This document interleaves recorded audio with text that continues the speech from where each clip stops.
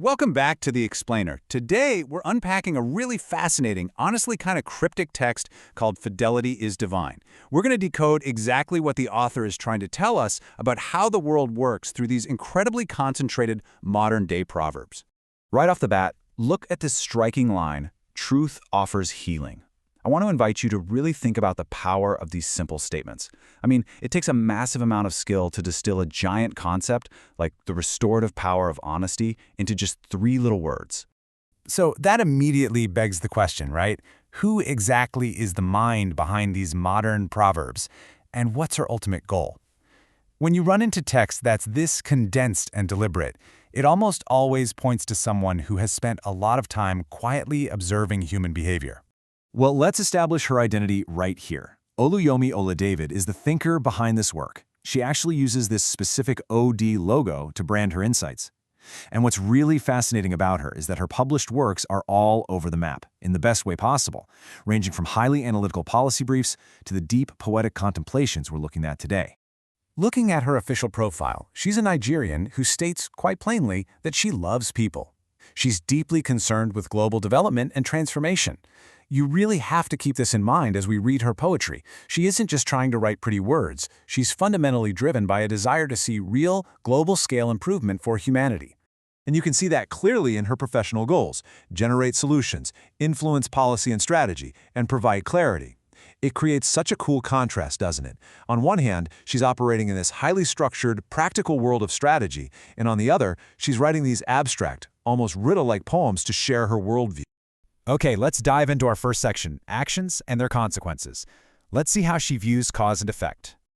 Take a look at this brilliant juxtaposition. On the left, she warns that flattery traps rat. It's a sweet but deadly illusion. But on the right, she gives us the antidote. Truth offers healing. She's setting up this super clear binary for us. Deception captures and destroys, but honesty liberates and restores. She actually opens the poem with this incredible line, "Excuse courts want." And by want, she means lack or poverty. So she's telling us that making excuses isn't just some harmless habit. It actively courts or invites failure right into our lives. It's a really powerful warning against dodging responsibility. Building on that idea, she uses some incredibly visceral imagery to show that our actions have undeniable costs. Coals burn feet is a literal physical reminder of the pain of a careless step. And cost wearies sloth suggests that just the sheer effort required to pay the price of life is exhausting if you're lazy. Basically, every action or inaction carries some serious weight, which connects right back to her professional goal of providing clarity. Look at the phrase, "folly wastes words." She's suggesting that foolishness is essentially just squandering our communication. For someone who values generating real-world solutions, wasted words are a massive barrier to getting things done. Moving right along to Section 2, Nature, Diligence, and Work. Here's where we see how she draws lessons straight from the animal kingdom. She observes nature so meticulously, looking way past the obvious. She notes the unexpected, hidden strength of a gentle creature by saying, "Dove breaks a bone."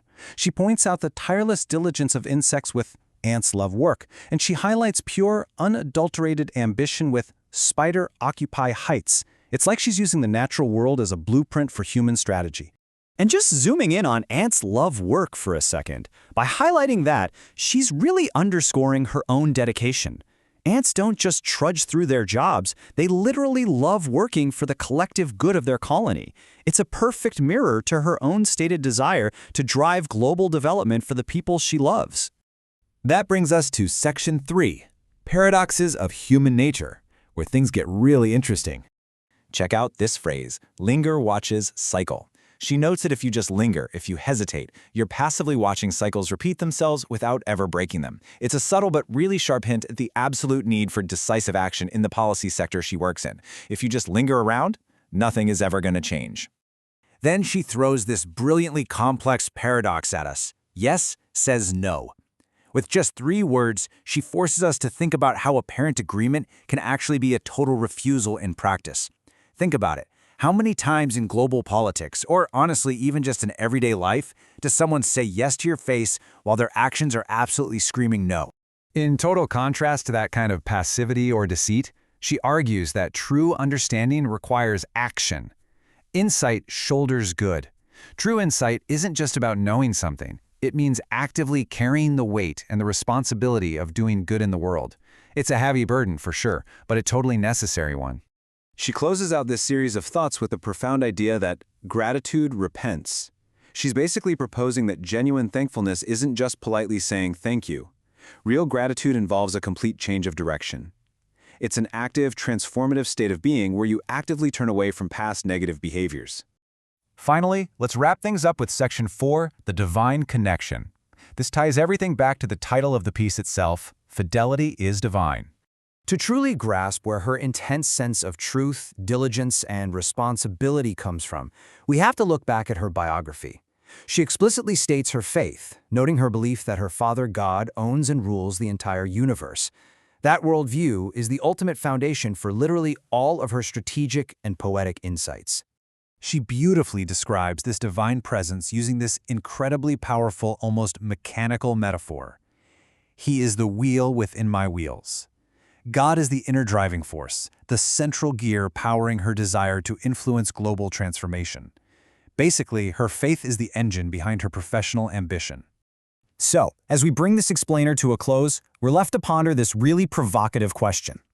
How exactly does her deep, proverbial faith translate into the real-world, global strategy she's trying to impact? If fidelity is divine and truth offers healing, could these highly personal spiritual contemplations actually be the key to unlocking true global development? It's a fascinating thought to leave you with today. Keep exploring, and as always, keep questioning.